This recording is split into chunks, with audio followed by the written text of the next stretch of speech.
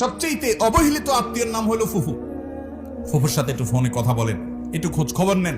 আপনার বাবার বোন, আপনার অনেক কাছের আত্মীয়, তার হক অনেক বেশি। আপনার চাচা আপনার বাবার মতো। কোনো কারণে যদি মনোমালিন্য থাকে, জমি জমা নিয়ে গন্ডগোল থাকে, বাপের সাথে থাকুক বা আপনার সাথেও থাকুক, কিন্তু খবরদার, তিনি আপনার আত্মীয়। কিয়ামতের দিন বান্দার হক, মানবাধিকার সম্পর্কে যখন আপনাকে প্রশ্নের মুখোমুখি হবে, যেই মামলার নিষ্পত্তি আল্লাহ নিজেও করবেন না, ওই মানুষ থেকে মাপ নিতে হবে, সেই মামলা আপনি ধরা পড়ে যাবেন, তখন আপনি বিপদে পড়বেন। এই জন্য সেই সময় যেন আপনি মুক্তি পান, নাজাত পান, এই জন্য চাচার সাথে সম্পর্কটা ভালো রাখবেন। চাচাতো ভাই বোনদের কোনো হক নষ্ট করবেন না, ফোনে যোগাযোগ রাখবেন। এই যে সম্পর্ক বজায় রাখা, খোঁজ খবর নেওয়া, বিপদ আপদে পাশে দাঁড়ানো, এক। নাম্বার 2, দানের ক্ষেত্রে অন্য গরিবের চাইতে আত্মীয়দেরকে প্রায়োরিটি দিতে হবে।